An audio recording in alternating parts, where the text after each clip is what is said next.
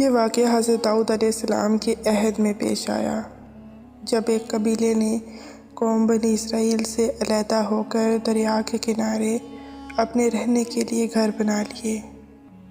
ان لوگوں نے اکثر کام احکام تورات کے خلاف شروع کر دیے تھے۔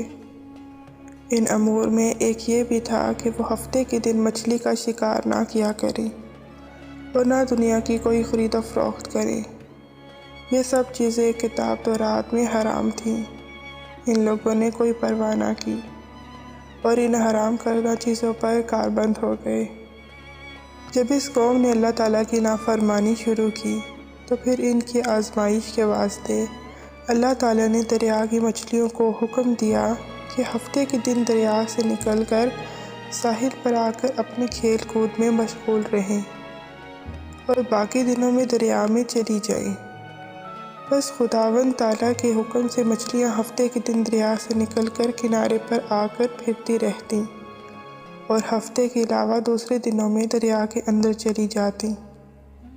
آخر یہودیوں نے ان کو دیکھ کر لالچ سے ایک ہیلا کیا کہ انہوں نے دریا کے کنارے پر نہر کھود کر وہاں اپنے جال ڈالے، کیونکہ ہفتے کے دن مچھلیاں دریا سے آ کر کھیل کود کے بعد دوبارہ دریا میں واپس چلی جاتی تھیں۔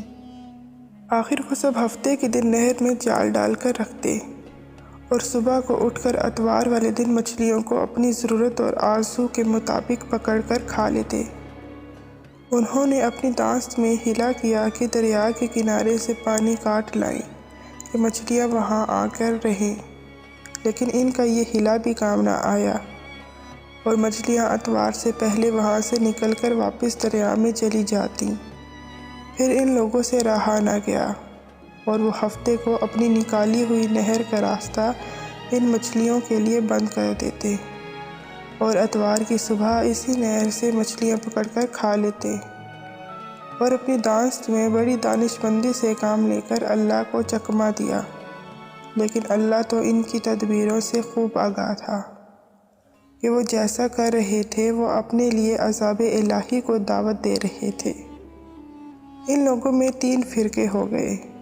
ایک تو ان میں وہ تھے جو شکار کرتے تھے اور دوسرے لوگ وہ تھے جو باز آ گئے تھے، نافرمانیوں سے برابر منع کرتے رہے تھے، اور تیسرے وہ تھے جو منع کرنے سے تھک گئے تھے اور منع کرنا چھوڑ دیا تھا، لیکن وہ بہتر تھے جو برابر منع کرتے اور منع کرنے والوں نے شکار کرنے والوں سے ملنا چھوڑ دیا تھا اور کہا کہ کیوں نصیحت کرتے ہو ان لوگوں کو کہ جن کو اللہ ہلاک کرے یا ان پر عذاب مسلط کرے۔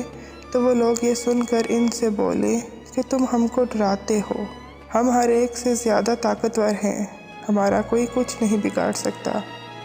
جب وہ لوگ نافرمانی سے باز نہ آئے تو اللہ کے عذاب کا دن آ پہنچا۔ ایک دن صبح کو اٹھے تو دوسروں کی آواز سنی تو دیوار پر چڑھ کر دیکھا کہ ہر گھر میں بندر ہی بندر نظر آ رہے ہیں، اور ان کی کیفیت یہ تھی کہ وہ آدمی کو پہچان کر اپنی قرابت والوں کے پاؤں پر اپنا سر رکھتے اور پاؤں چاٹنے لگتے۔ بالآخر وہ اپنے برے حال سے 3 دن میں سب کے سب مر گئے۔ اے مومنو، نافرمانی کے سبب خداوند قدوس کے حکم سے بنی اسرائیل کے چہروں کو مسخ کیا گیا، یعنی ان کی شکلیں بندروں جیسی ہو گئیں، اور ہم لوگ چونکہ خاتم النبی کی امت میں ہیں اس لیے اس زمانے میں گناہ کے باوجود حضور اکرم صلی اللہ علیہ وآلہ وسلم کی دعا کی وجہ سے ہمارے چہرے مسخ نہیں کیے جاتے۔ لیکن یاد رہے قیامت کے دن اس نافرمانی کی سزا ذلت سے کم نہ ہوگی۔ یا اللہ تو ہمیں نیکیوں کی توفیق عطا فرما اور دین اسلام پر ثابت قدم رکھ اور ہمارے سارے گناہوں کو معاف فرما، آمین یا رب العالمین۔